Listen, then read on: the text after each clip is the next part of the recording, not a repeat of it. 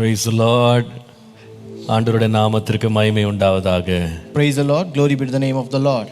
மீண்டும் ஒரு முறை இந்த வாரத்தின் கடைசி நாளில் நாம் தேவனுடைய வார்த்தையோடு நாம் இந்த காலை பொழுதை நாம் துவக்குவதற்கு தேவன் பாராட்டின் அவருடைய அளவற்ற கிருபைக்காக கர்த்தரை நான் ஸ்தோத்திரிக்கிறேன். I thank God for giving us grace to start the last day of this week with the word of God. கர்த்தர் எவ்வளவு நல்லவர், How good is our God. எவ்வளவு அருமையாய் நம்மை வழிநடத்தி வருகிறார். How beautifully He is leading us. அவருடைய வார்த்தை எவ்வளவு அருமையானது. How beautiful is His word. இந்த காலையிலே ஆண்டவரே என்னோடு பேசும் என்று தேவ சமூகத்திலே ஜெபத்தோடு நாம் அவருடைய முகத்தை தேடுவோம். Let us seek the presence of the Lord with a prayer. Lord, meet me today, Lord. இன்றைக்கு நலமானது எனக்கு போதியும். Lord, teach me that is good to me, Lord. உம்முடைய வேதத்தின் மகத்துவங்களை நான் அறிந்து கொள்ளும்படி என்னுடைய மனக்கண்களை திறந்தருளும் ஆண்டவரே என்று கேட்போம். Ask Lord, open the eyes of my heart that I may behold the marvelous things of your word. ஹல்லேலூயா. சத்திய வேதம் பக்தரின் கீதம், சுத்தர்கள் போகும் பாதையின் தீபம், உத்தம மார்க்கம் காட்டும். சத்திய வேதம் எத்தனை துன்பம் துயரம் வந்தும் பக்தனை தேற்றிடும் ஔஷதம். எத்தனை துன்பம் துயரம் வந்தும் பக்தனை தேற்றிடும் ஔஷதம். சத்திய வேதம் பக்தரின் கீதம், சுத்தர்கள் போகும் பாதையின் தீபம், உத்தம மார்க்கம் காட்டும். சத்திய வேதம்.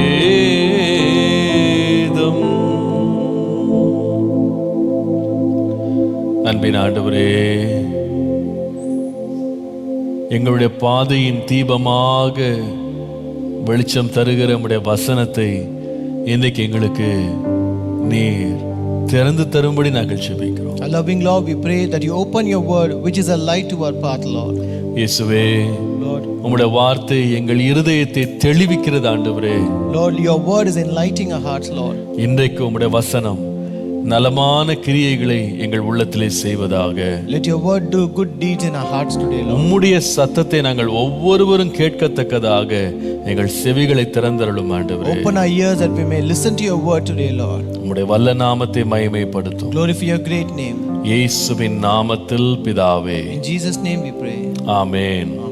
ஆமென். ஆமென். Praise the Lord. கர்த்தர் நல்லவர். Praise the Lord. God is good. இந்த காலை வேளையிலேயும் நம்முடைய யூடியூப், ஃபேஸ்புக் சேனல் மூலமாக மாத்திரமல்ல, ஆர்க் டிவி, லைஃப் டிவி மூலமாக, அதே போல சத்தியம் காஸ்பல் யூடியூப் சேனல் மூலமாகவும் இந்த தியானங்களை கண்டு கொண்டிருக்கிற உங்கள் ஒவ்வொருவரையும் இயேசுவின் நாமத்தில் அன்போடு வாழ்த்துகிறேன், வரவேற்கிறேன். Even this morning I greet and welcome everyone who are watching this through our YouTube and Facebook channel, and also who are watching through Live TV and Ark TV, and also people who are watching through your Satyam Gospel YouTube channel. கர்த்தர் தாமே உங்கள் ஒவ்வொருவரையும் நீங்கள் இருக்கிற இடங்களிலே உங்களை ஆசீர்வதிப்பாராக. May the Lord bless you, each and everyone wherever you are. நாம் 180 நாட்களில் வேதத்தை முழுவதும் வாசித்து முடிக்கிற முயற்சியில் நாம் இப்பொழுது ஈடுபட்டிருக்கிறோம். We are all in the process of taking this challenge of completing the Bible in 180 days. ஏற்கனவே ஒரு மாதத்துக்கு முன்பதாகவே நாம் 40 நாட்களில் வேதத்தை வாசித்து முடிக்க அந்த லாக்டவுன் சீசனை கர்த்தர் பிரயோஜனப்படுத்த உதவி செய்தார். Earlier the Lord has helped us to make use of the lockdown season to complete the Bible in 40 days. இப்பொழுதும் 180 நாள் முயற்சியில் நாம் ஈடுபட்டிருக்கிறோம். Now we have taken up this 180 days Bible reading challenge. கர்த்தருக்கு சித்தமானால் ஜனவரி மாதத்தின் இறுதி வரைக்கும் இந்த முயற்சி கடந்து செல்லும். If God willing, it will go till January 2022. கர்த்தர் கிருபையாக இந்த முயற்சியை கர்த்தர் அநேக சபைகளுக்கு ஒரு ஏவுதலாக தந்து அவர்களும் நம்மோடு இணைந்து 180 நாட்களில் கர்த்தருடைய வேதத்தை வாசித்து முடிக்க அவர்கள் இந்த மாதம் அநேக சபைகள் புதிதாக துவங்கி இருக்கிறார்கள். And by the grace of God, God has graciously inspired many other churches also to take up this challenge, and many churches have started their challenge from this month. இவ்விதமாக மற்ற சபைகளுக்குள்ளேயும் கர்த்தர் ஒரு ஏவுதலை தந்து இப்படிப்பட்ட வேதத்தை வாசிக்கிற எழுப்புதலை கர்த்தர் உருவாக்கி தந்தபடியால் கர்த்தரை நான் மனப்பூர்வமாய் ஸ்தோத்திரிக்கிறேன். I really thank God wholeheartedly for making or inspiring other churches to start up this challenge and also bringing a revival in reading the Bible. கர்த்தர் கிருபையினாலே இன்றைக்கு நாம் 5 வாரங்களை நாம் முடித்து நாம் வேதத்தை வாசிக்கவும் நீதிமொழிகளை தியானிக்கவும் கர்த்தர் கொடுத்த கிருபைக்காய் கர்த்தரை ஸ்தோத்திரிக்கிறேன். And I also thank God for giving us grace to complete 5 weeks by today and also to meditate from the book of Proverbs. கர்த்தருடைய நாமத்திற்கு மகிமை உண்டாவதாக. Glory be to the name of the Lord. நாம் இன்றைக்கு தொடர்ந்து நீதிமொழிகளிலிருந்து நம்முடைய தியானத்தை நாம் தொடரலாம். Let us continue the meditation from the book of Proverbs. நீதிமொழிகள் 2ஆம் அதிகாரம் 6ஆம் வசனம். Proverbs 2 verse 6. 2ஆம் அதிகாரம் 6ஆம் வசனம். Proverbs 2:6. கர்த்தர் ஞானத்தை தருகிறார், அவர் வாயினின்று அறிவும் புத்தியும் வரும். For the Lord gives wisdom, from his mouth come knowledge and understanding. ஆண்டவருடைய அளவற்ற கிருபையினாலே இந்த நீதிமொழிகள் புஸ்தகத்துல தேவனுடைய ஞானத்தை குறித்த பல சத்தியங்களை ஆவியானவர் எழுதி வைத்திருக்கிறார். By the grace of God, the Lord has written many truths about the wisdom of God in this book of Proverbs. இந்த ஞானம் வெள்ளி, பொன், விலையேறப்பெற்ற முத்துக்கள், ரத்தினங்களை பார்க்கிலும் இந்த வேதத்தில் உள்ள ஞானம் அவ்வளவு விலையேற பெற்றது என்று நாம் ஆண்டவருடைய கிருபையினால் நாம் வாசித்து கொண்டு வருகிறோம். We are continually reading that this word of God is so precious, this wisdom is so precious than silver, gold and all other precious things. இந்த 2ஆம் அதிகாரத்தின் முதல் 5 வசனங்கள்ல ஞானத்தை பெறுவதற்கு நம்முடைய எல்லாவற்றையும் நாம் அர்ப்பணிக்க வேண்டும் என்று சொல்லி 2 நாளைக்கு முன்பாக நாம் தியானித்தோம். In this chapter 2 and first 5 verses we meditated 2 days before that in order to attain and receive this wisdom we have to commit all the parts of our body. நாம் நம்முடைய முழுமையை அர்ப்பணித்து ஞானத்தை பெறும் பொழுது அந்த ஞானத்தை நாம் என்ன செய்ய வேண்டுமானால் நம்முடைய இருதயத்தில் பத்திரப்படுத்த வேண்டும் என்று சொல்லி நாம் தியானித்தோம். We also meditated yesterday when we commit everything and to receive this wisdom we should also treasure up and store up this wisdom in us. இந்த ஞானத்தை ஒரு பொக்கிஷத்தை போல நாம பத்திரப்படுத்தணும். We should treasure up this wisdom. We should store up this wisdom like a treasure. கர்த்தருடைய நாமத்திற்கு மகிமை உண்டாவதாக. Glory be to the name of the Lord. இந்த ஞானமும் அறிவும் எங்கிருந்து வருகிறது என்று 6ஆம் வசனத்தில் வாசிக்கிறோம். We read in verse 6, where does wisdom comes from? வேதம் சொல்லுகிறது கர்த்தர் ஞானத்தை தருகிறார். 6ஆம் வசனம், அவர் வாயினின்று அறிவு புத்தி வரும். For the Lord gives wisdom, from his mouth come knowledge and understanding. இந்த வார்த்தை என்னை சற்று நிறுத்தி தியானிக்கப்படினது. This word made me to stop and meditate this. இந்த ஞானம் எங்கிருந்து வருகிறது? Where does this wisdom come from? அவருடைய வாயிலிருந்து வருகிறது. It comes from his mouth. கர்த்தருடைய நாமத்திற்கு மகிமை உண்டாவதாக. Glory be to the name of the Lord. நம்முடைய தேவன் அவருக்கு வாயும் இருக்கிறது, அந்த வாய் பேசுகிற வாயா இருக்கிறது. Our Lord has a mouth and his mouth also speaks. 115ஆம் சங்கீதம் 4ஆம் 5ஆம் வசனத்தை வாசிக்கும் போது, if you read Psalm 115 verses 4 and 5, அங்கே சங்கீதக்காரன் சொல்லுவாரு, அவர்களுடைய விக்கிரகங்கள் வெள்ளியும் பொன்னும் மனுஷருடைய கை வேலையுமா இருக்கிறது, அவைகளுக்கு வாயிருந்தும் பேசாது, அவைகளுக்கு கண்கள் இருந்தும் காணாது என்று வாசிக்கிறோம். Their idols are silver and gold, the work of men's hands. They have mouths but they do not speak, eyes they have but they do not see. அவர்களுக்கு வாயிருந்து பேசாது. They have mouths but they do not speak. ஆனால் நம்முடைய தேவனோ பேசுகிறவர். But our God is a God who speaks. சங்கீதம் 33:6 வாசிக்கும் போது, when you read Psalm 33:6, கர்த்தருடைய வார்த்தையினால் வானங்களும் அவருடைய வாயின் சுவாசத்தினால் அவைகளின் சர்வ சேனையும் உண்டாக்கப்பட்டது என்று வாசிக்கிறோம். We read, by the word of the Lord the heavens were made and all the host of them by the breath of his mouth. ஆதியாகமம் 1ஆம் அதிகாரம் முழுவதும் நீங்கள் வாசிப்பீர்களானால் கர்த்தருடைய வாயிலிருந்து புறப்பட்ட ஒவ்வொரு வார்த்தையின் மூலமாக தான் உலகத்தில் உள்ள அனைத்தும் படைக்கப்பட்டது, சிருஷ்டிக்கப்பட்டது என்று சொல்லி வாசிக்கிறோம். When you read Genesis chapter 1, you can read that all the things of the world were created by the word that proceeded from the mouth of God. இந்த 33:6 வந்து ரெண்டு காரியம் சொல்லுகிறார். In this chapter 3, Psalm 33:6, he says two things. அங்கே ஒன்று கர்த்தருடைய வாயிலிருந்து வார்த்தை வருகிறது, இரண்டாவது கர்த்தருடைய வாயிலிருந்து சுவாசம் வருகிறது. First, the word of the Lord comes from the mouth of God, and next the breath comes from his mouth. அப்போ வார்த்தையினால் 6 நாட்கள் ஆண்டவர் வந்து மிருகங்களையும் மற்ற தாவரங்களையும் மற்ற எல்லா செடி கொடிகளையும் எல்லா நட்சத்திரங்களையும் வாயின் வார்த்தையினால உருவாக்கினார். The Lord created all the heavens, all the stars, sun, all the plants, animals only by his word. ஆனால் மனிதனை தம்முடைய கரத்தினால் சிருஷ்டித்து தம்முடைய சுவாசத்தினால் அவனை ஜீவ ஆத்துமாவாக கர்த்தர் மாற்றினார். But the Lord made man by his hands, and by his breath made him a man. அவருடைய வாயிலிருந்து வார்த்தை வருகிறது, அவருடைய வாயிலிருந்து ஜீவன் புறப்படுகிறது. His words come from his mouth, and also a breath that comes from his mouth. நம்முடைய தேவன் இன்றைக்கும் பேசுகிறவராய் இருக்கிறார். Even today our God is a God who speaks. அவருடைய வார்த்தை இன்றைக்கும் நம்மை சந்திக்கிறது. Even his words will meet us and minister with us. அந்த வாயினின்றுதான் அறிவும் புத்தியும் வரும். And only from that mouth comes knowledge and understanding. அவருடைய வாயின் மூலமாக தான் தேவன் நமக்கு தம்முடைய ஞானத்தை தேவன் வெளிப்படுத்துகிறார். And only from his mouth he will reveal his wisdom to us. ஆகவே தேவனுடைய பிள்ளைகளாகிய நாம் ஞானத்தில், அறிவில், புத்தியில் வளர பெருக அவருடைய வாயிலிருந்து வருகிற சத்தத்தை நாம் கேட்கிறதற்கு, நாம் பெற்றுக்கொள்வதற்கு, ஏற்றுக்கொள்வதற்கு நாம் ஆயத்தமாக இருக்க வேண்டும். Therefore we children of God should be prepared to receive, to hear and to accept the word that comes from his mouth. கர்த்தருடைய வாய் பேசுகிறது. The mouth of God speaks. கர்த்தருடைய வாய் ஞானத்தை தருகிறது. The mouth of God gives us wisdom. கர்த்தருடைய பரிசுத்த நாமத்திற்கு மகிமை உண்டாவதாக. Glory be to the name of the Lord. கர்த்தருடைய வாய் எவ்விதமாக நம்மோடு பேசுகிறது? How does the mouth of God speaks with us? எந்த விதத்தில் கர்த்தர் நம்மோடு இடைப்படுகிறார்? In what ways or through what will God speak with us? நீங்கள் வேதத்தை வாசிப்பீர்களானால் If you read the Bible, கர்த்தருடைய வாய் நம்மை எப்படி கேட்க பண்ணுகிறது, எவ்விதமாக கர்த்தருடைய வாயிலிருந்து வருகிற சத்தத்தை நாம் கேட்கலாம் என்று 3 வழிகளை வேதம் நமக்கு போதிக்கிறது. the Bible teaches 3 ways through which God's mouth speaks to us. மத்தேயு 4 3 முதல் 4 வசனங்களை முதலாவது பாருங்கள். First Matthew chapter 4 verses 3 and 4. மத்தேயு 4 முதல் 4. Matthew 4 verses 3 and 4. அப்பொழுது சோதனைக்காரன் அவரிடத்தில் வந்து, நீர் தேவனுடைய குமாரனே ஆனால் இந்த கல்லுகள் அப்பங்களாகும்படி சொல்லும் என்றான். Now when the tempter came to him, he said, if you are the son of God, command that these stones become bread.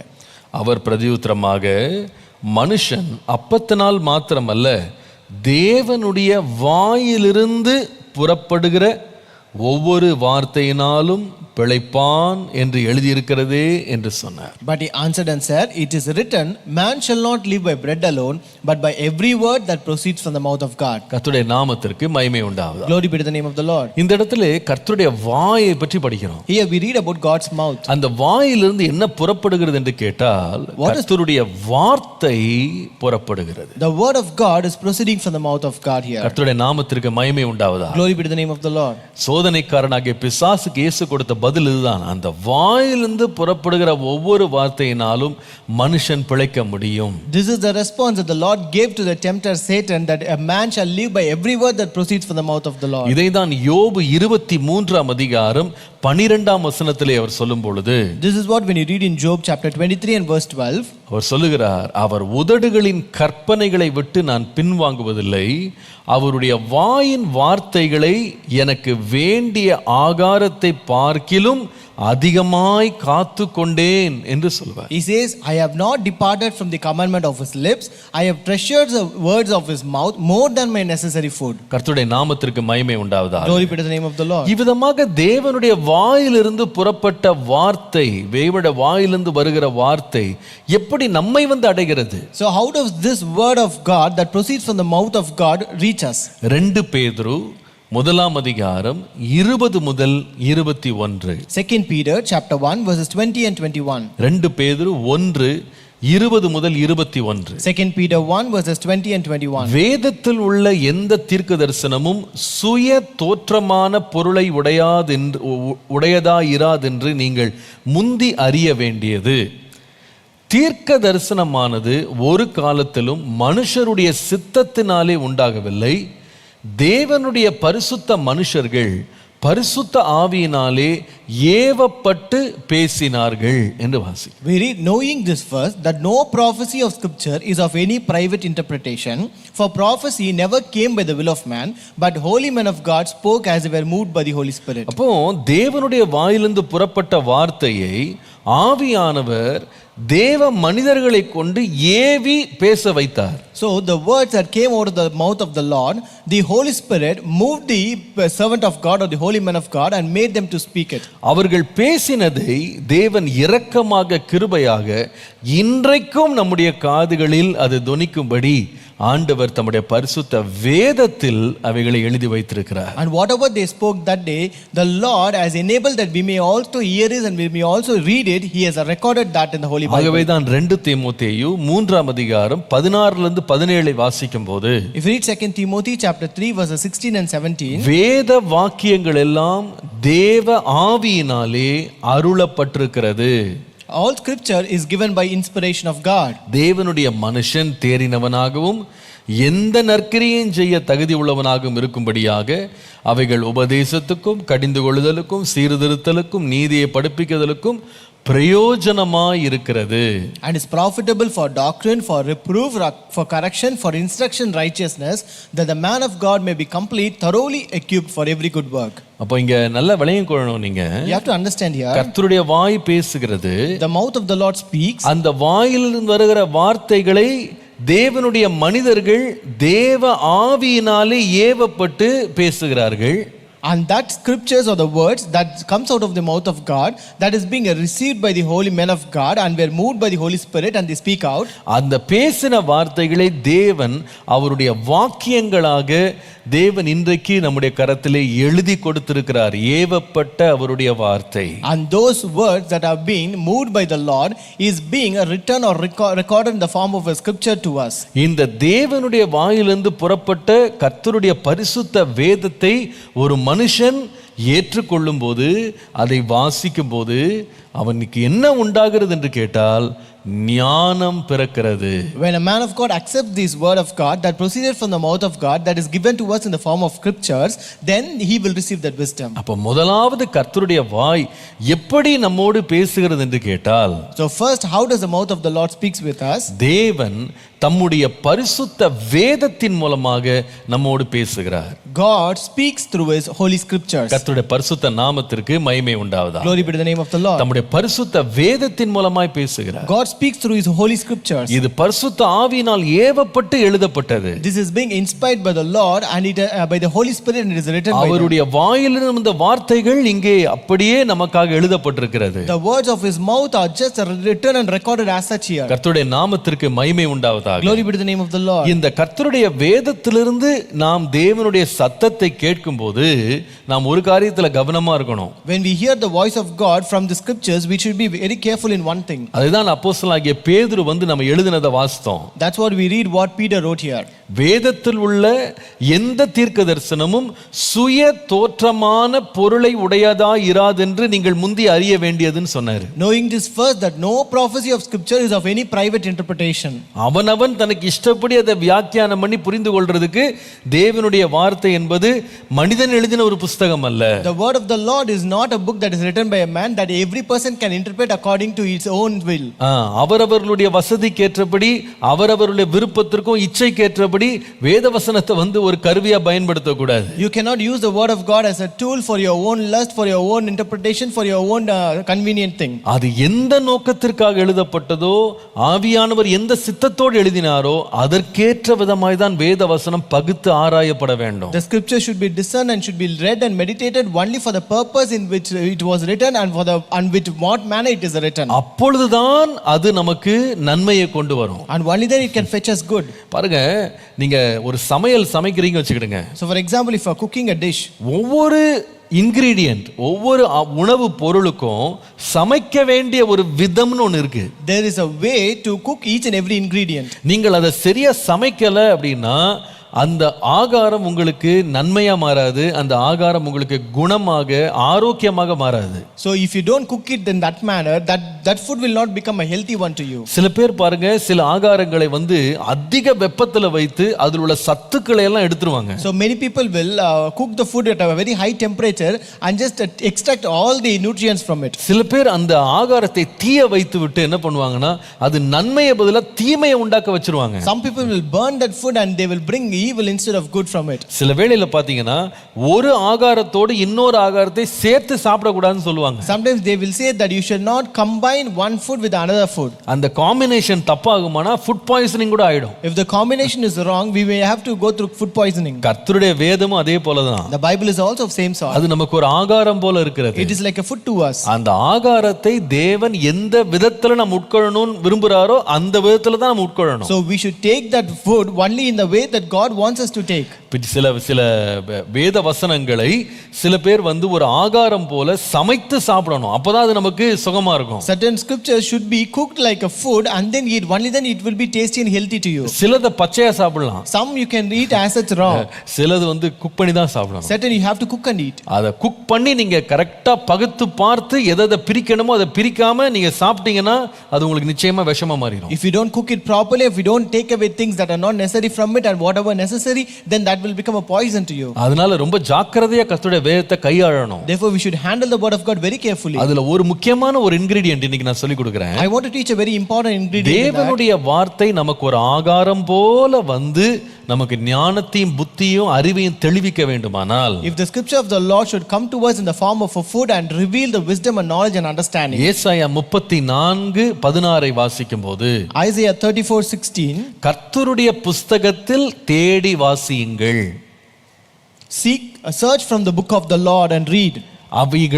இவைகளில் ஒன்றும் குறையிராது, இவைகளில் ஒன்றும் ஜோடு இல்லாது இராது. Not one of these shall fail, not one shall lack her mate. அவருடைய வாய் இதை சொல்லிற்று, அவருடைய ஆவி அவைகளை சேர்க்கும். For my mouth has commanded it and his spirit has gathered them. ரொம்ப அழகா இருக்கு பாருங்க. It is very beautiful here. எப்படின்னா தேவனுடைய வார்த்தையை நான் உட்கொண்டு அதனால் ஞானத்தை பெற வேண்டுமானால், if you have to intake the scripture of God and receive wisdom through it, அதை கர்த்தர் என்னோடு இடைபடுகிற வார்த்தையை நான் எடுத்துக்கொள்ள வேண்டுமானால், if I have to take that word as a word that God minister with me, நம்ம வேர்டை கர்த்தருடைய வசனத்தை ஸ்கிரிப்சரை ஐசோலேட்டடாக ஏதாவது ஒரு இடத்துல இருந்து நம்ம எடுத்துட்டு நாம அதுல அறிவை ஞானத்தையும் தேடணும்னு நினைச்சா நிச்சயமாகவே நாம் தேட முடியாது. If we try to pick the scripture in an isolated manner from one place and try to receive wisdom through that, we cannot receive it. சில பேர் ஐசோலேட்டடாக ஒரு வேத வசனத்தை எடுத்துக்கிட்டு அது அவர்கள் இஷ்டம் போல வியாக்கியானம் பண்றதுக்கும் அது ஒரு பெரிய பிரச்சனையாக மாறும். Some people will take or pick a word in isolated way and when they try to interpret and preach about it, that becomes a problem to them. அப்போ தேவனுடைய வசனம் நமக்கு நல்ல ஆகாரமாய் மாற வேண்டுமானா நீங்க அந்த வசனத்துக்கு நீங்க என்ன தேடணும்னா ஜோடியை தேடணும். So if the scripture ought to become a good food to you, you have to search a mate or a pair for that. கர்த்தர் எந்த சத்தியத்தையும் தனியாக எதையுமே எழுதி வைக்கல. The Lord has not written any truth as single or isolated way.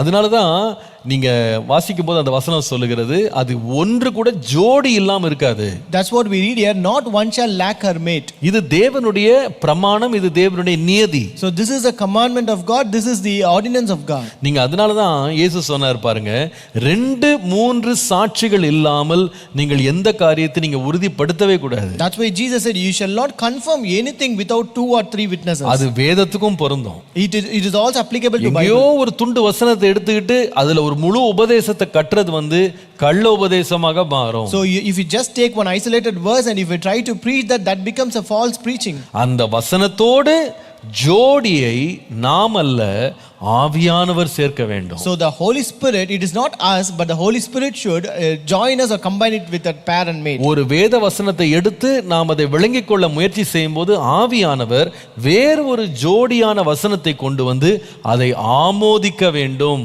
So when we take a verse and meditate on it, the Holy Spirit should bring a verse that may match it or combine with that and then prove it or confirm it. அது அவருடைய வேலை. அவர் எடுத்து அதை ஜோடியாக சேர்த்து நமக்கு வழங்குவாரானால் பெரிய பிரயோஜனம் நமக்கு உண்டாயிடும். That is the work of Holy Spirit. If the Holy Spirit brings that word and brings a match with this, then that becomes a profitable to us. நீங்கள் லூக்கா 24ஆம் அதிகாரம் 32ஆம் வசனத்தை வாசித்தால், If you read Luke chapter 24 and verse 32, அங்கே எம்மாவு சீஷர்களுக்கு முன்பாக இயேசு தரிசனமானதை நாம் பார்க்கிறோம். here we read where Jesus appeared unto the disciples on the way to Emmaus. உயிர்த்தெழுந்த இயேசு அவர்கள் கட்டாயப்படுத்தினதுனால அவர்கள் வீட்டுக்கு போகிறார். So this resurrected Jesus went along with them their house because they compelled him. போகிற வழியெல்லாம் அவர்களோடு தீர்க்க தரிசன வசனங்களை எடுத்து அவர்களோடு பேசிக்கொண்டே போகிறார். And as the way they went through, he was speaking from the words of prophecy to them. அவர் ஆகாரத்திற்கு உட்காரும் போது அப்பத்தை பிட்டு அவர் தங்கள் முன்பாக மறைந்த உடனே அவர்கள் ஒருவரோடு ஒரு சொல்லிக்கொண்ட வசனங்களை பாருங்க. So when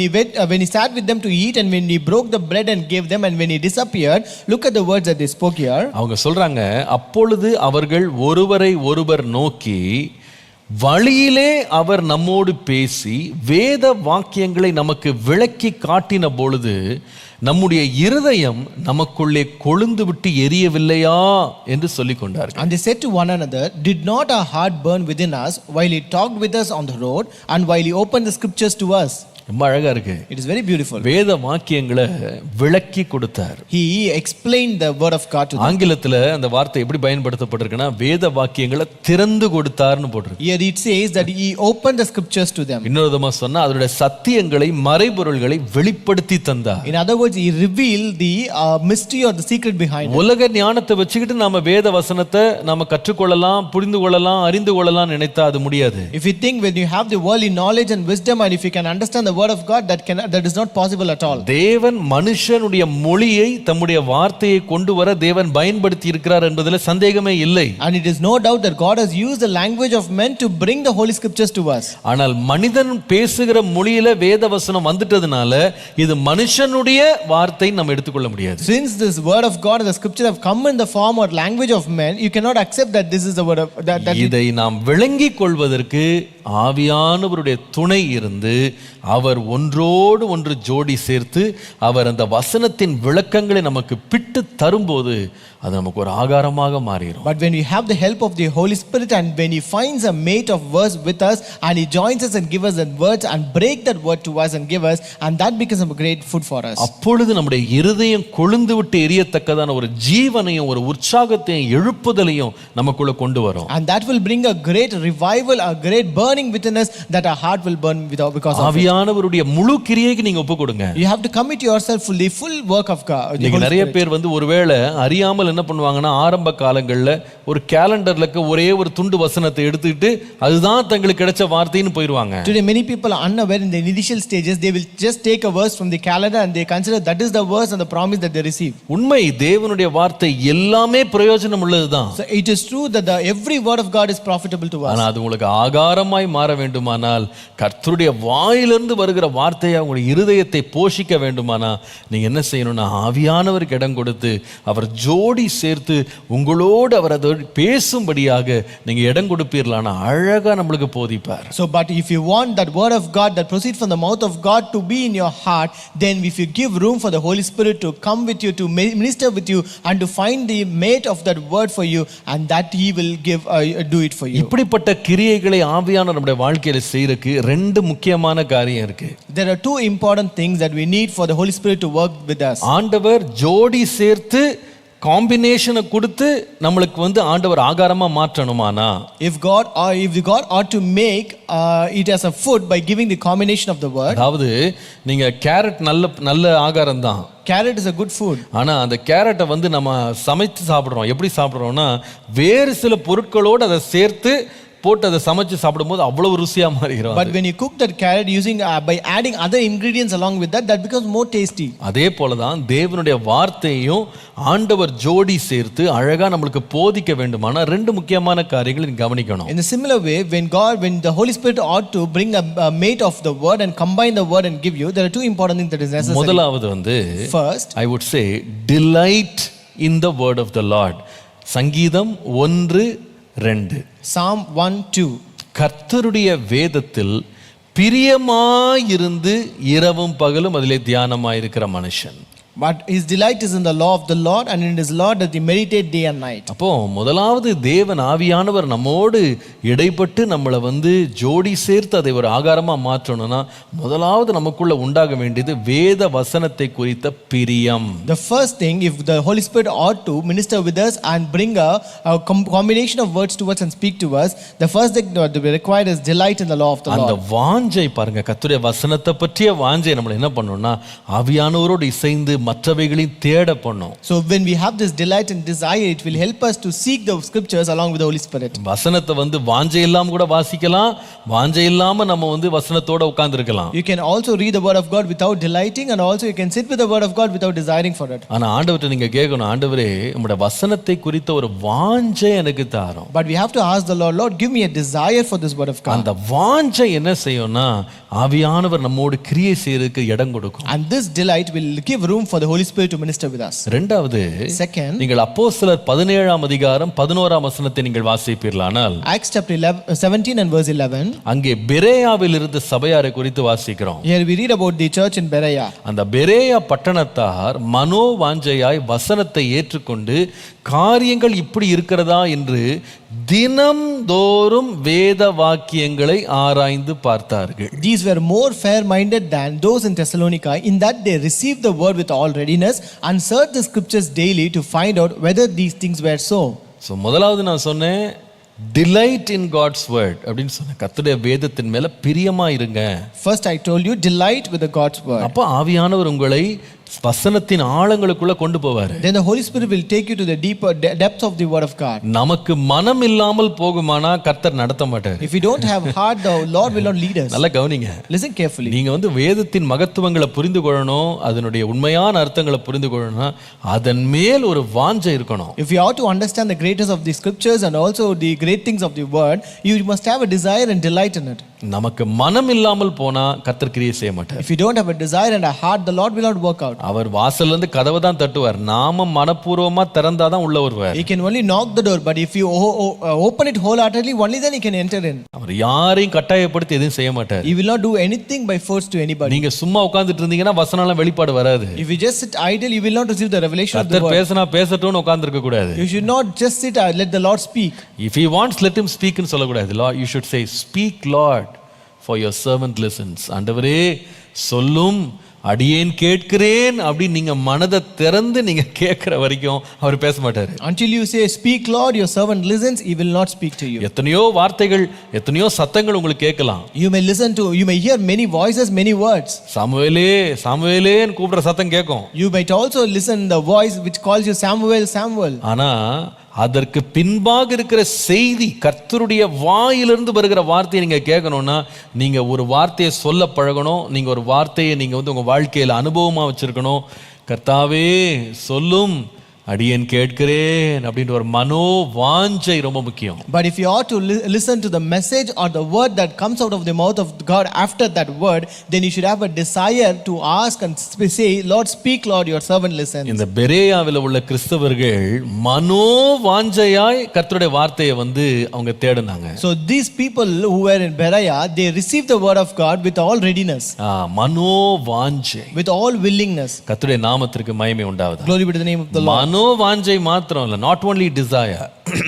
ரெண்டாவது ரொம்ப முக்கியம், இந்த பெரேயாவில் உள்ளவர்கள் இந்த வசனத்தை எப்படி கையாண்டாங்கன்னா அனுதினமும் வேதத்தை வாசித்தாங்க. Not only they had a desire, but they also read and searched the scriptures daily. So desire along with the daily reading of God's word will take you into the depths of God's word. You understand? Desire plus daily reading is equal to depths of God's word. வாஞ்சை, தினந்தோறும் வாசிப்போம் பழக்கம் கர்த்தருடைய வார்த்தையின் ஆழங்களுக்குள்ள நம்மளை கொண்டு போகும். அதை ஒரு பழக்கமா உங்க வாழ்க்கையில வைங்க. Make it a habit in your life. ஆவியானவருக்கு இடம் கொடுங்க. Give room for the Holy Spirit. தினந்தோறும் கர்த்தருடைய வேதத்தை தியானிப்பேன். Meditate the scriptures daily. எப்பயோ தேவைக்கு வசதிக்கு எப்பயோ என் இஷ்டத்துக்கு நான் வாசிப்பேன்னு கிடையாது. It's not that I read it one day or 2 days or whenever I need it. நீங்க தினந்தோறும் வாசிக்கிற ஒரு பழக்கத்துக்குள்ள வாங்க. But make it a habit that you read it daily.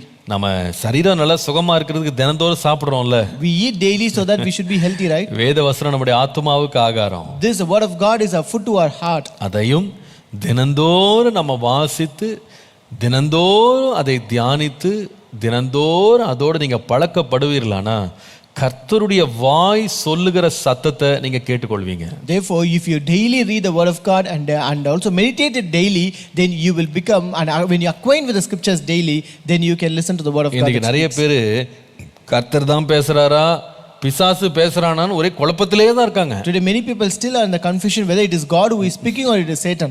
ஏன் உங்களுக்கு இந்த பெரிய குழப்பம்னு கேட்டா Why this great confusion to them? கர்த்தருடைய சத்தத்தை தினந்தோறும் கேட்டு அவங்களுக்கு பழக்கம் இல்லாதனால. Because they don't have the habit of listening to the God's voice daily.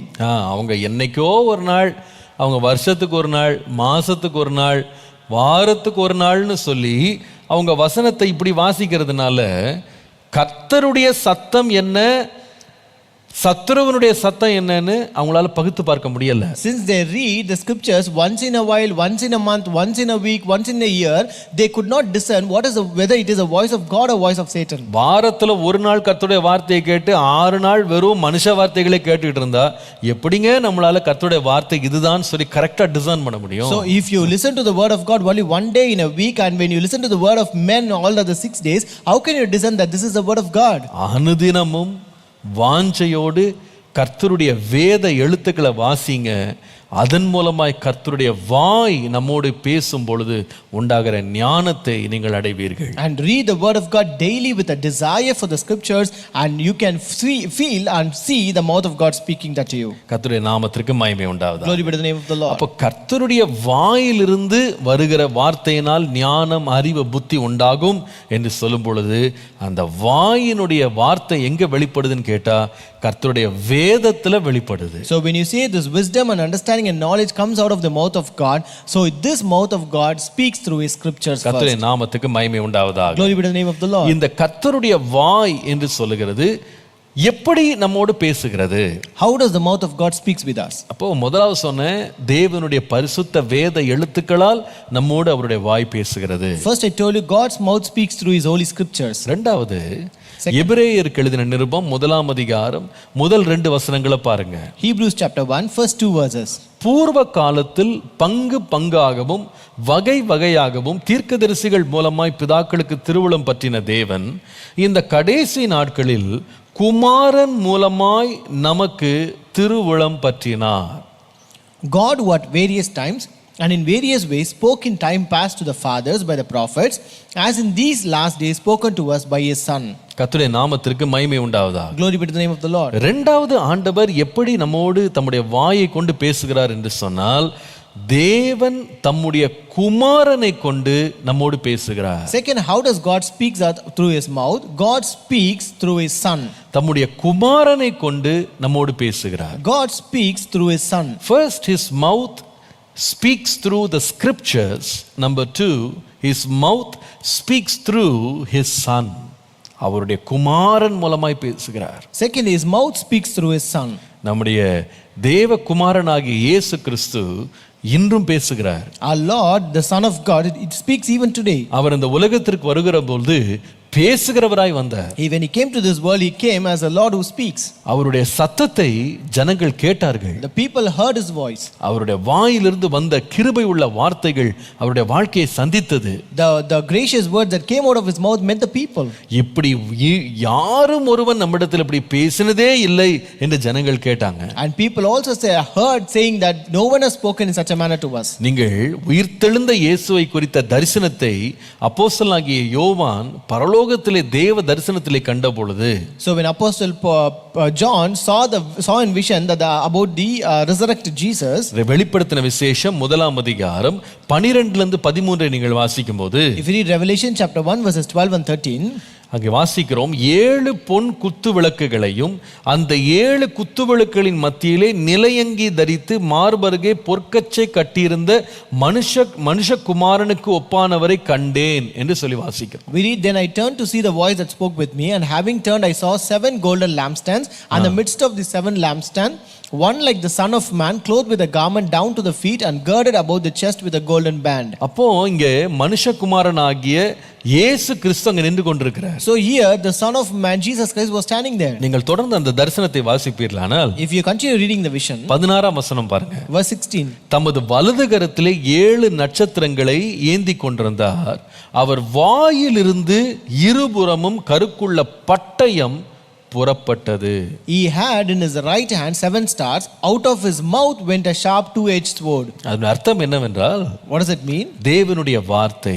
The word of God. எபிரேயர்ல வாசிக்கிறோம், தேவனுடைய வார்த்தை இருபுறமும் கருக்குள்ள பட்டயம் என்று வாசிக்கிறோம். In Hebrews we read the word of God is two-edged sword. அப்போ தேவனுடைய வாயிலிருந்து, அதாவது இயேசுவினுடைய வாயிலிருந்து கர்த்தருடைய வார்த்தை தேவனுடைய வாயிலிருந்து புறப்படுகிறது. The word of God came out of the Son, that is Jesus Christ. கர்த்தருடைய நாமத்திற்கு மகிமை உண்டாவதாக. Glory be to the name of the Lord. அப்போஸ்தலர் நடபடிகள் 22ஆம் அதிகாரம் 14ஆம் வசனத்தை வாசிக்கும்போது, If you read Acts 22 and verse 14, அப்போஸ்தலனாகிய பவுல் தன்னுடைய அனுபவத்தை அவர் சொல்கிறாரு. Apostle Paul says about his experience. அனனியா என்பவன் பவுலை அவருடைய அறையிலே சந்தித்து ஜெபிக்கும் போது இந்த வார்த்தையை சொன்னதாக அவர் சொல்லுகிறார். He says when Ananias met him in his room and prayed, he said these words. என்ன வார்த்தை சொன்னார்? What were the words?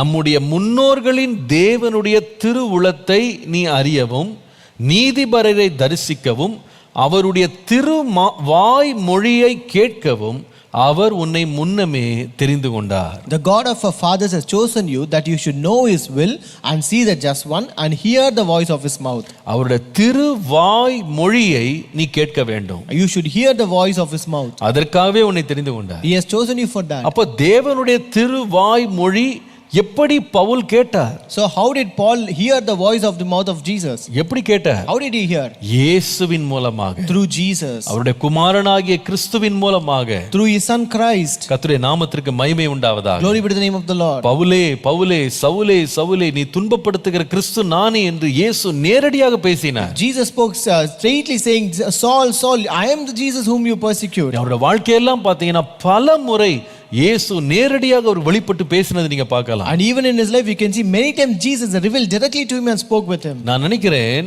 இந்த இயேசுவோடு நேரடியான ஒரு சத்தத்தை கேட்டது போல வேறே பரிசுத்தவான்கள் புதிய ஏற்பாட்டிலே கேட்டதாக நீங்க வாசிக்க முடியாது. I think you cannot read about any other person in the New Testament like Paul who heard the voice of God directly. இயேசுவினுடைய சத்தத்தை அப்போஸ்தலனாகிய பவுல் விசேஷமாய் கேட்டார். Among the apostles, Apostle Paul specially heard the voice of Jesus. எத்தனையோ பேர் ஊழியத்துக்கு அழைக்கப்பட்டாங்க. Many people were called for the ministry. பவுலுடைய அழைப்பு ரொம்ப விசேஷமானது. But calling of Paul is very special. இயேசுவே அவனை பெயர் சொல்லி அழைத்தார். Jesus himself called by his name. இதனுடைய ரகசியம் ஒன்னு இருக்கு.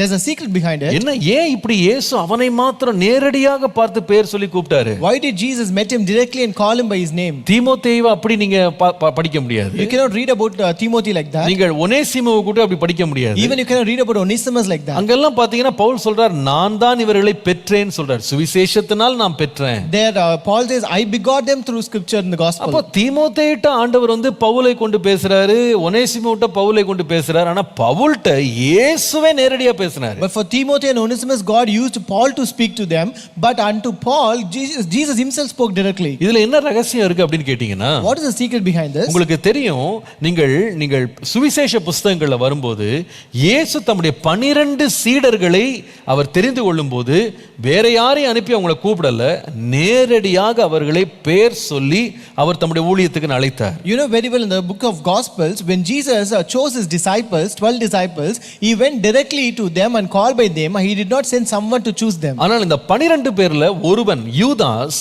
வழிவிலகி போனான். அவன் தனக்கு இருந்த பாக்கியத்தை அவன் இழந்து போனான். But one among these disciples, Judas Iscariot, he stayed away from the Lord and he lost the privilege and the blessing that God has given him. இப்பொழுது 12 பேர் அழைக்கப்பட்டிருந்தாலும் இழந்து போன ஒரு மனுஷனுடைய அந்த இடம் காலியாவே இருக்கு. Though 12 were called, but the one place was still empty where they lost him. அப்போ இந்த இடத்தை நிரப்ப வேண்டிய வேலை யாருதுன்னா அப்போஸ்தலர்களுது கிடையாது. So it is not the duty of apostle to fill that place. அழைக்கிறவர் கர்த்தர். It is God who calls. தெரிந்து கொண்டவர் கர்த்தர். It is God who chooses. 12 அப்போஸ்தலர்களை தம்மோடு இருக்கோம், தமக்கு ஊழியம் செய்வோம், அழைத்து தெரிந்தெடுத்தவர் கர்த்தர். It is God who chose the 12 disciples, called them to be with them and minister with them. இப்போ இயேசு என்ன செய்றார்னா, What did Jesus do? தாமே பவுலிடத்துல போய் அவனை அப்போஸ்தலனாக, தீர்க்கதரிசியாக, அவனை ஊழியனாக, புறஜாதிகளுக்கு சுவிசேஷம் சொல்றவனாக தம்முடைய திருவாய் மொழியை கொண்டு பெயர் சொல்லி அழைத்தார். So Jesus himself by the voice of his mouth called Paul to be his disciples, his apostles, and to also to take gospel to many Gentiles. ஆனா இந்த சீஷர்கள் ஒரு தவறு செய்தாங்க. But these disciples did a mistake. அங்கே யூதாஸ் ஆள் இல்லைன்ன உடனே பெந்தேகோஸ்தே நாளுக்கு முன்பாக இவங்க எல்லாம் ஒண்ணா கூடி சீட்டு போட்டு அவங்க மத்தியாசை தெரிந்து கொள்றாங்க. So when Judas was not there, these disciples gathered together, they just cast lots, and before the day of Pentecost they chose Matthias. இந்த வேலையை ஆண்டவன் கையில கொடுக்கவே இல்லை. God did not give this work to them. அவருக்கு இருந்து கிளம்பும் போது எப்பா ஒரு ஆள் காணாம போயிட்டான், ஒரு ஆள் அழிஞ்சு போயிட்டான், நீங்க ஏதாவது இன்னொரு ஆளை கண்டுபிடிச்சு ஒரு ஆளை கொஞ்சம் இதுல இந்த பிளேஸை ஃபில் பண்ணுங்கன்னு சொல்லிட்டுலாம் போல. When Jesus left, he never commanded them, see one man is gone, so you just fill the place. அந்த வேலை யாருக்கு ஆண்டவர் கொடுக்கல. God never gave that work to anybody. அழைக்கிறவர் கர்த்தர். It is God who calls. 11 பேரையும் அழைச்சாரு. எழுந்து போன அந்த 12வது ஆளுக்கு பதிலாக பவுலை தேவன் அந்த இடத்துல கொண்டு வர்றதுக்கு அவரே நேரடியா பேசினார். So he got 12 disciples and he lost one, and to fill that place he himself spoke with Paul and brought him as disciple. நான் இத சொல்றதுக்கு ஒரு காரணம் இருக்கு. There's a reason for this. தேவனுடைய வாயிலிருந்து வருகிற வார்த்தைன்னு சொல்லும்போது அது இரட்சகராகிய இயேசு கிறிஸ்துவினுடைய திருவாய் மொழின்னு சொல்லி நான் உங்களுக்கு சொன்னேன். So when I said the word that comes from the mouth of God, it is the voice or the words that comes from the mouth of Jesus Christ. முதலாவது வேத வாக்கியங்கள் மூலமாக, first through the holy scriptures, இரண்டாவது தம்முடைய குமாரன் மூலமாக, second through his son. இப்ப கேள்வி என்னன்னா, பாஸ்டர் இன்றைக்கும் இயேசு என்கிட்ட நேரடியா பேசுவாரா? Now the question is, Pastor, will Jesus speak directly to me even today? நிறைய பேர் பல வருஷங்களா காத்திருக்காங்க. Many people are waiting for many years. இயேசு எனக்கு முன்பாக தரிசனமாகணும், இயேசு என்னோடு நேரடியா பேசணும்னு சொல்லி காத்திருக்காங்க. They are waiting that Jesus should appear before them and speak with them directly. நிச்சயமாக கர்த்தர் பேச உண்மை உள்ளவர், வல்லவர், அவர் பேசுவார். And it's truly the Lord is faithful to speak and he is able to speak. ஆனா உடனே நீங்க மறந்துட கூடாது. But you should not forget something. இன்றைக்கு நம்மோடு பேசுவதற்கு இயேசு அல்ல, இன்றைக்கு இயேசுவே என்ன செய்தார்னா தம்முடைய பரிசுத்த ஆவியை அனுப்பி அவருடைய வார்த்தையை நாம் என்று கேட்க பண்ணுகிறார். But today Jesus, it is not that he speaks directly, but he has sent his Holy Spirit who speaks us through. யோவான் 14ஆம் அதிகாரம் in John chapter 14 26ஆம் வசனம் பாருங்க. verse 26. அங்கே இயேசு சொல்லுகிறார், என் நாமத்தினாலே பிதா அனுப்புகிற பரிசுத்த ஆவியாகிய தேற்றரவாளனே எல்லாவற்றையும் உங்களுக்கு போதித்து நான் உங்களுக்கு சொன்ன எல்லாவற்றையும் உங்களுக்கு நினைப்பூட்டுவார். But the helper, the Holy Spirit, whom the Father will send in my name, he will teach you all things and bring to your remembrance all things that I said to you. எல்லாவற்றையும் பேசுவாரு. He will teach you all things. எல்லாவற்றையும் போதிப்பாரு. He will teach you all things. எல்லாவற்றையும் நினைப்பூட்டுவார். And he will bring to your remembrance all things. கர்த்தருடைய நாமத்திற்கு மகிமை உண்டாவதாக. Glory be to the name of the Lord. அது 25ஆம் வசனத்தை நீங்கள் வாசிப்பீர்களானால், if you read verse 25, நான் உங்களுடனே தங்கி இருக்கையில் இவைகளை சொன்னேன். And I told you when I was with you. ஆனா நான் உங்களை விட்டு கடந்து போறேன். But now I leave you. அதனால நீங்க கலங்க வேண்டாம். But you don't be troubled. நான் போயிட்டேன், இனிமே சத்தம் உங்களுக்கு கேட்காதுன்னு நினைக்காதீங்க. Don't think that you will not listen or hear my voice when I leave. என் நாமத்தினாலே பிதா அனுப்ப போகிற பரிசுத்த ஆவியானவர் உங்களோடு தொடர்ந்து பேசுவார். But the Holy Spirit whom the Father will send in my name will continue to speak with you. கர்த்தருடைய நாமத்துக்கு மகிமை உண்டாவதாக. Glory be to the name of the Lord. 1 யோவான் 2ஆம் அதிகாரம் 27 தொடர்ந்து வாசிக்கிறோம். 1 John 2:27 we continue to read it. சொல்லுகிறார், நீங்கள் அவராலே பெற்ற அபிஷேகம் உங்களில் நிலைத்திருக்கிறது, ஒருவரும் உங்களுக்கு போதிக்க வேண்டுவதில்லை, அந்த அபிஷேகம் சகலத்தையும் குறித்து உங்களுக்கு போதிக்கிறதுன்னு பார்க்கிறோம். Here we read, but the anointing which you have received from him abides in you, and you do not need that anyone teach you, but as the same anointing teaches you concerning all things. பிரியமானவர்களே, my dear ones, இயேசு என்கிட்ட நேரடியா பேசணும், இயேசு எனக்கு தரிசனத்துல வரணும், Jesus should appear to me, Jesus should speak directly to me, அவருடைய சத்தத்தை என் காதுல கேட்கணும், I should hear his voice in my ears அப்படின்னு சொல்லி ரொம்ப வருஷமா நீங்க காத்திருந்து என்ன இது ஆண்டவர் என்கிட்ட பேசவே மாட்டேங்கிறார் அப்படி நீங்க சோர்ந்து போயிருக்கலாம். So you might be waiting for many years together and might be you have grown weary why God is not speaking with you. உண்மை என்னன்னா ஆண்டவர் இன்னைக்கு கூட உங்ககிட்ட பேசிட்டே இருக்காரு. The truth is the Lord is speaking still with you. நீங்க அதை சரியா புரிஞ்சுக்கல, அதான் பிரச்சனை. You have not understood it properly, that is the problem. நிறைய பேர் ஃபாஸ்டிங் போட்டு ஜெபிச்சிட்டு இருக்கீங்க. Many people are fasting and praying for that. இயேசுவே உம்முடைய சத்தம் என் காதுல கேட்கணும். Jesus, I should hear a voice in my ears. இயேசுவே நீங்க என்கிட்ட நேரடியா தோன்றி பேசணும். Jesus, you should appear directly to me and speak with me. ஆனா சொல்றப்பா நான் பேசிட்டு தான் இருக்கேன். But the Lord says, see, I am speaking with you. நான் பேசிட்டு தான் இருக்கேன். I am still speaking with you. ஆண்டவரே நீங்க பேசுறதை கேட்கவே இல்லையே நானு. Lord, when did you speak? I did not hear you speaking. உங்க குரல் எப்படி பேஸ் வாய்ஸா இருக்குமா, ஹை வாய்ஸா இருக்குமா, ஹை பிட்ச்டா இருக்குமா, அதெல்லாம் காதுல கேட்கவே இல்லையே ஆண்டவரே. Lord, I could not hear your voice in my ear, whether it is bass voice or high pitch voice. ஆண்டவர் சொல்றாரு, இப்ப நான் போறதுக்கு முன்னாடியே தேற்றரவாளனை நான் அனுப்புறேன் வாக்கு கொடுத்துட்டு போனேன், அந்த வாக்கு தத்தத்தை நிறைவேற்றி இருக்கிறேன். The Lord would say, see, when I went, I said you, I will send you a comforter to help you, and I have also fulfilled that promise. நான் உங்களை அப்படி திக்கற்றவர்களா விட மாட்டேன். I will not leave you as orphans. நான் சொன்ன ஒவ்வொரு வார்த்தையும் உபதேசத்தையும் ஞாபகப்படுத்துறதுக்கு, அதை விளக்குறதுக்கு, போதிக்கிறதுக்கு பிதாவாகிய தேவன் அனுப்புகிற தேற்றரவாளனாகிய பரிசுத்த ஆவியானவர் உங்களுக்குள்ளே இருக்கிறார்ப்பா. So the Holy Spirit, who is the comforter, whom the Father will send in my name, he will be in you and he is in you to teach you and to bring you remembrance of all things that I spoke to you. விசேஷமாக நிறைய பேர் சில ஊழியர்கள் அவர்களுக்கு இருக்கிற விசேஷித்த அனுபவங்கள், இயேசு என்னுடைய தரிசனத்தில் தோன்றினாரு, இயேசு என்னோட உட்கார்ந்து பேசினார்னோனே, ஐயோ அப்ப நம்மளெல்லாம் ஆண்டவர் விட்டுட்டாரு, அவரை தான் வந்து பார்த்து பேசியிருக்கிறார், அப்ப நம்மெல்லாம் லிஸ்ட்ல இல்லையோ, ஏதோ ஒன்று காரியம் நம்ம வாழ்க்கையில தடையா இருக்கோ, ஏதோ ஒரு தப்பு பண்ணிட்டு இருக்கோமோ, நம்ம வாழ்க்கையில பரிசுத்தம் போதுமானோ இல்லையோ, இயேசு வரவே மாட்டேங்கிறார், நம்மட்டெல்லாம் பேச மாட்டேங்கிறாரு அப்படி நிறைய பேர் நினைக்கிறாங்க. Especially when certain preachers and pastors said that they saw Jesus directly, the Lord was sitting with them and spoke with them, then the believers could think, why did not Jesus appear to me, why did not speak with me, is there something lacking in me, am I not full in the holiness, am I not worthy or eligible for that? இந்த தேவனுடைய மனிதர்கள் சொல்ற தரிசனங்களுக்குலாம் நான் உள்ள போக விரும்பல. I don't want to get into the experience and visions that the saints would say. அவங்க சொல்றது உண்மையா பொய்யா சரியா தவறா அதுக்குள்ள நான் போக விரும்பல. I don't want to go into the matter whether it is true or right or wrong. எனக்கு தெரிந்த வேத வசனத்தை உங்களுக்கு நான் சொல்றேன். I just teach you the word which I know. நீங்க ஆண்டவரே என்னோட பேசும் சொல்லும்போது ஆண்டவர் சொல்றாரு, அப்பா நான் இன்னும் பேசுறேன் உன்னோட. When you say the Lord speak with me, the Lord says still I am speaking with you. எப்படி பேசுறாரு? How does he speak? நம்முடைய பரிசுத்த ஆவியானவரால் நம்மோடு பேசுகிறார். He will speak with us through his Holy Spirit. Hallelujah. Hallelujah. கர்த்தருடைய வாய் நமக்கு பேசினாதான் ஞானம் வரும். Only if God's mouth speaks we will receive wisdom. அந்த வாய் எப்படி பேசுகிறது? How does the mouth speak? முதலாவது அவருடைய பரிசுத்த வேத எழுத்துக்களால் நம்ம இடத்துல பேசுறாரு. First, God's mouth speaks through his scriptures. இரண்டாவது அவருடைய வாய் எப்படி நம்ம இடத்துல பேசுகிறதுனா தம்முடைய திருவாய் மொழியாகிய இயேசுவின் வார்த்தையை கொண்டு கர்த்தர் பேசுகிறார். Second, God's mouth speaks through his son through his word. கர்த்தருடைய நாமத்துக்கு மகிமை உண்டாவதாக. Glory be to the name of the Lord. இன்றைக்கும் பரிசுத்த ஆவியானவர் அந்த இயேசுவினுடைய வார்த்தைகளை ஞாபகப்படுத்த, இன்றைக்கு நமக்கு போதிக்க, உபதேசிக்க நமக்குள்ளே தங்கி இருக்கிறார். Even today that the Holy Spirit is dwelling within us, that he may teach us and remember the words of Jesus that he has spoken. கடைசியாக மூன்றாவது and last and third, கர்த்தருடைய வாய் இன்றைக்கு நம்மோடு எப்படி பேசுகிறது? How does the mouth of God speaks with us? மல்கியா 2ஆம் அதிகாரம் 7ஆம் வசனம் பாருங்க. Malachi chapter 2 and verse 7. Malchijah 2:7. Malachi chapter 2 and verse 7. ஆசாரியனுடைய உதடுகள் அறிவை காக்க வேண்டும், வேதத்தை அவன் வாயிலே தேடுவார்களே. For the lips of a priest should keep knowledge, and people should seek the law from his mouth.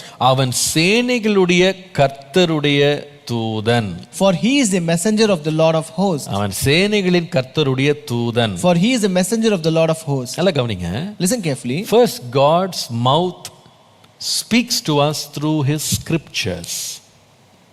அவருடைய பரிசுத்த வேத எழுத்துக்களால், தேவனுடைய வசனத்தினால் நம்மோடு பேசுறார். Number 2, God speaks with his mouth through his son Jesus Christ. இயேசு கிறிஸ்துவாகிய தம்முடைய குமாரனை கொண்டு இந்த கடைசி நாட்களில் கர்த்தர் நம்மோடு பேசுகிறார். தம்முடைய ஆவியானவரை கொண்டு அதை நமக்கு இன்றைக்கு விளங்க பண்ணுகிறார், வெளிப்படுத்துகிறார். Number 3, God speaks to us today through his mouth by his servants. God's mouth speaks to us through his holy servants. அவருடைய பரிசுத்த ஆசாரியர்கள், அவருடைய ஊழியர்களை கொண்டு கர்த்தர் நம்மோடு இன்றைக்கு பேசுகிறார். அது வேத சத்தியம். That is the truth of the Bible.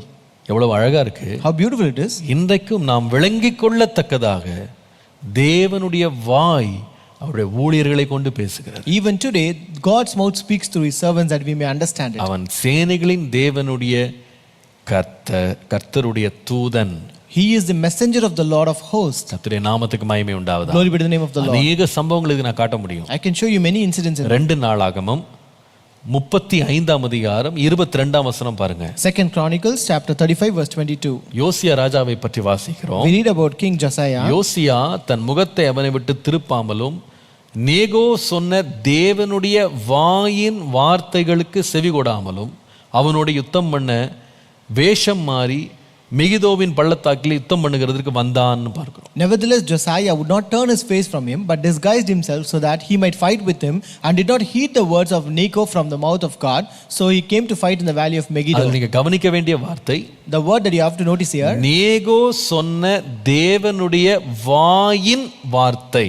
The words of Necho from the mouth of God. கர்த்தருடைய வாயின் வார்த்தை எப்படி வந்ததுன்னா நேகோ என்கிற தீர்க்கதரிசியின் மூலமாக வந்தது. How did the word of God come to him? Through the mouth of through the words of Necho. கர்த்தருடைய நாமத்துக்கு மகிமை உண்டாவதாக. Glory be to the name of the Lord. அதே 2 நாளாகமம் 36ஆம் அதிகாரம் 11-12 வசனங்களை பார்ப்பீர்களானால், If you read 2 Chronicles 36 verses 11 and 12, சிதேக்கியா என்கிற ராஜாவிடத்திலே கர்த்தர் தம்முடைய தீர்க்கதரிசியாகிய எரேமியாவை அனுப்புகிறார். Here the Lord sent his prophet Jeremiah to the king Zedekiah. 12ஆம் வசனம் பாருங்க. Verse 12. உன் தேவனாகிய கர்த்தரின் பார்வைக்கு பொல்லாப்பானது தன் தேவனாகிய கர்த்தரின் பார்வைக்கு பொல்லாப்பானதை செய்தான். அவன் கர்த்தருடைய வாக்கை உரைத்த எரேமியா என்கிற தீர்க்கதரிசிக்கு முன்பாக தன்னை தாழ்த்தவில்லைன்னு போடுறது. He did evil in the sight of the Lord his God and did not humble himself before Jeremiah the prophet who spoke from the mouth of the Lord. இங்கிலீஷ்ல ரொம்ப அழகா இருக்கு. Who spoke from the mouth of the Lord.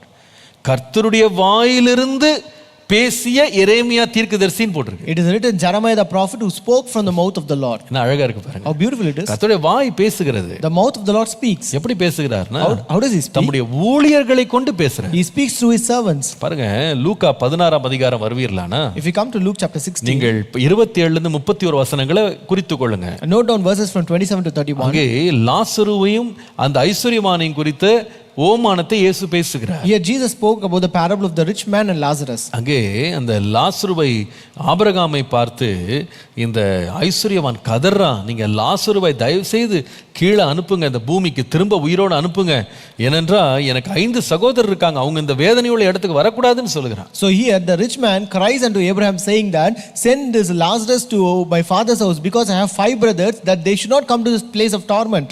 29ஆம் வசனத்துல Verse 29, Abraham அவனுக்கு பதில் சொல்றாரு. Abraham answers him, அவர்களுக்கு மோசேயும் தீர்க்கதரிசிகளும் உண்டு, அவர்களுக்கு அவர்கள் செவி கொடுக்கட்டும் என்றார். They have Moses and prophets, let them hear them.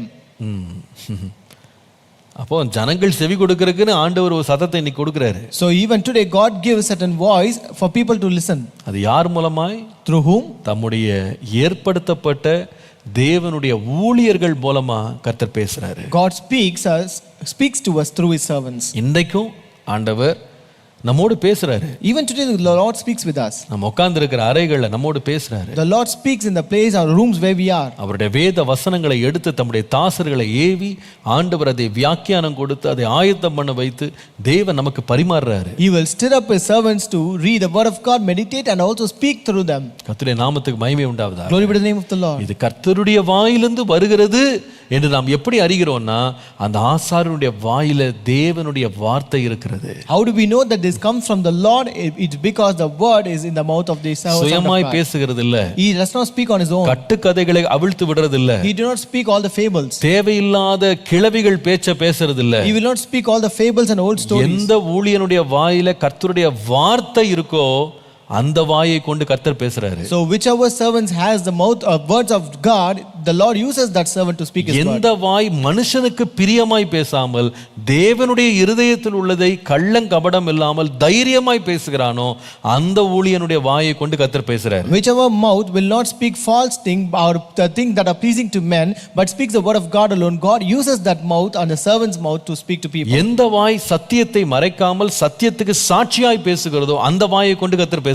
Whichever mouth will not which will not hide the truth but speaks boldly and testifies the truth, God uses the mouth of that servant to speak the word. ஒரு மனுஷன் தேவனுடைய வார்த்தையை பேசுகிறானா கர்த்தருடைய வாயாக அவன் இருக்கிறானான்னு கண்டுபிடிக்கிறதுக்கு best test என்னன்னு சொன்னா அவர் பேசுகிற வார்த்தை கர்த்தருடைய வசனத்துல இருக்கா, அதுக்கு ஜோடியோட பேசுறாரான்னு பார்க்கணும். So the best test to find out whether a servant of God is speaking the word of God and is the word of God, words of God is in his mouth, it is by finding whether he speaks the truth as such from the Bible, and if he speaks with the pair and the mate. கர்த்தருடைய நாமத்துக்கு மகிமை உண்டாவதாக. Glory be to the name of the Lord. அப்படிப்பட்ட வார்த்தையில மூலமாக தேவனுடைய வாய் பேசுது. And the word of the God's mouth speaks through such kind of words. அப்படிப்பட்ட வார்த்தை வரும்போது ஆண்டவரே நான் ஏற்றுக்கொள்ளுகிறேன் என்று ஒப்பு கொடுக்கும்போது நமக்கு அது ஞானத்தையும் புத்தியையும் அறிவையும் நமக்கு கொடுக்குது. And when you receive such kind of word, when you say Lord I commit myself, then it gives you wisdom, knowledge and understanding. நீங்க மனுஷனுடைய வார்த்தையாக அல்ல,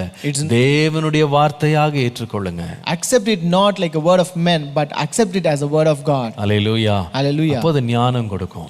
Then it will give you wisdom. உங்க குடும்பத்தில் அந்த ஞானம் வெளிப்படுறத நீங்க பாப்பீங்க. You can see that the wisdom is revealed in your family. உங்க தனிப்பட்ட வாழ்க்கையில இது வெளிப்படுறத நீங்க பாப்பீங்க. You can see that the wisdom is revealed in your personal life. வாழ்க்கையின் எல்லா பகுதிகளிலும் இந்த வேத வசனம் தேவனுடைய ஊழியர்கள் மூலமாய் வெளிப்படும்போது உங்களை மாற்றுகிறது நீங்க உணர்வீங்க. You can see that the transformation is found in all the parts of your life when this word of God is revealed through the servants. அந்த வார்த்தை உங்களை சந்திக்கும்போது உங்களை கொழுந்து விட்டு எரிய பண்ணும். And when this word meet you, it will actually burn in you. அது இன்னும் கர்த்தர் மேல் உள்ள அன்பை உங்கள் பக்கம் இன்னும் இழுக்கும். It will draw more love towards God. மனுஷனுக்கு நேரா இல்ல, not towards men, கர்த்தருக்கு நேரா, but towards God. இன்னும் அவரை அறிகிற அறிவுல வளர பண்ணணும்னு வாஞ்சை உண்டாக்கும். It will bring a desire that you have to grow more and more, know him more. இஸ்ரவேல் ஜனங்களுக்கு தீர்க்கதரிசிகள் அனுப்பப்பட்டாங்க. Prophets were sent to Israelites. ஆனா அவங்க சத்தத்தை கேட்கல. But they never listened to them. அதற்கு பதிலா என்ன செய்தாங்க? What did they do? நீங்கள் மத்தேயு 5:11 லிருந்து 12 வாசித்தால், if you read Matthew 5 verse 11 and 12, இயேசு சொன்னார், Jesus said, உங்களை அவர்கள் துன்பப்படுத்தி அவர்கள் நிந்தித்து துன்பப்படுத்தி பலவிதமான தீமையான மொழிகள் உங்கள் பேர்ல சொன்னால் கூட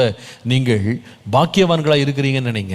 And here he said, blessed are ye when men shall revile you and persecute you and say all manner of evil against you falsely for my sake. இதெல்லாம் எப்படி ஏன் சொன்னார்னா, இதே போல அடுத்த வசனம் வாசிக்கும் போது அவர்கள் தீர்க்கதரிசிகளையும் அப்படியே துன்பப்படுத்தினாங்க. So the next verse is, why did they do this? Because they also persecuted the prophet who were before you. எப்படி துன்பப்படுத்தினாங்க? How did they persecute them? நிந்தித்து பொய்யான மொழிகளை சொல்லி அவர்களை துன்பப்படுத்தினாங்க. They reviled them, persecuted them and said all kinds of evil against them. மத்தேயு 23:37ல Matthew 23:37 இயேசு சொன்னாரு, எருசலேமே எருசலேமே தீர்க்கதரிசிகளை கல்லெறிந்து கொலை செய்தவளைன்னு சொன்னார். Here Jesus said, oh Jerusalem Jerusalem, the one who kills the prophets and stones those who are sent to her. தேவனுடைய ஊழியர்களை நிந்திக்கிறது, so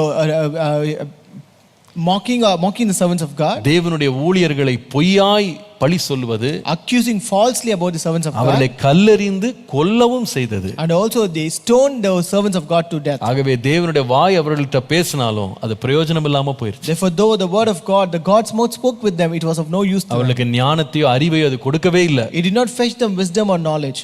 இன்றைக்கு காலையில this morning, ஆண்டவரே, Lord, இன்றைக்கு என்னோடு பேசும். Lord, speak with me today. உம்முடைய வாயிலிருந்து வருகிற வார்த்தைகளால் நான் ஞானத்தையும் புத்தியும் அறிவையும் அடைய கிருபை தார். Lord, give me grace that I may attain wisdom, knowledge and understanding from the words that come from your mouth, Lord. எப்படி கர்த்தருடைய வாய் பேசும்? How will the mouth of God speak? மூன்று காரியங்களை கவனித்தோம். We saw three things. முதலாவது, first, கர்த்தருடைய வாய் தம்முடைய பரிசுத்த வேத எழுத்துக்கள் மூலமாக பேசும். God's mouth speaks through his holy scriptures. இரண்டாவது, second, கர்த்தருடைய வாய் தம்முடைய குமாரனை கொண்டு நம்மோடு பேசும். God's mouth speaks through his son.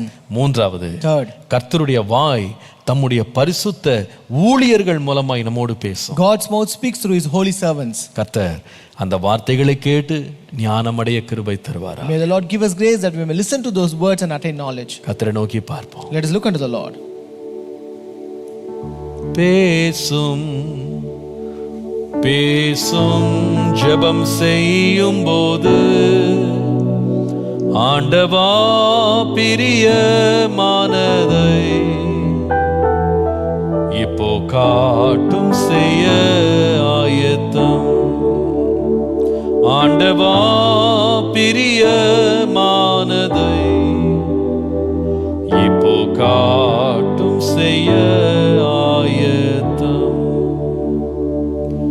பரிசுத்த பிதாவே, our holy God, இன்னைக்கு எங்களோடு பேசுகிறீர். Lord, you spoke with us today. உம்முடைய பரிசுத்த வேத எழுத்துக்கள் மூலமாய் பேசுகிறீர். Lord, you speak to us through your holy scriptures. இந்த கடைசி நாட்களில் உம்முடைய குமாரனை கொண்டு உம்முடைய ஆவியானவரால் எங்களோடு பேசுகிறீர். Lord, in this last days you speak through us your son and the Holy Spirit. ஆண்டவரே, Lord, இன்றைக்கும் உம்முடைய பரிசுத்த தேவ மனிதர்களால் எங்களோடு உம்முடைய வசனத்தை கொண்டு பேசுகிறேன். Lord, even today you speak through your holy servants by your word, Lord. ஆண்டவரே, அந்த வசனத்தை கேட்டு அதனாலே நாங்கள் ஞானத்திலேயும் புத்தியிலேயும் அறிவிலேயும் தேரும்படி கிருபை தாரும். Lord, give us grace that we may listen to their words and Lord grow up in wisdom, knowledge and understanding. ஆவியானவர் கீழ்ப்படுகிற இருதயத்தை தாரும். Give us a heart of obeying the Holy Spirit. திறந்த மனதை தாரும். Give us an open heart. வசனத்துக்கு பயந்து கீழ்ப்படிய கிருபை தாரும். ஒப்பு கொடுக்க கிருபை தாரும். Give us grace that we may, Lord, fear the word of God and obey and commit to it, Lord. ஞானத்திலே பெருக பண்ணும். Help us to grow in wisdom. இயேசுவின் நாமத்தில் பிதாவே. In Jesus' name we pray. Amen.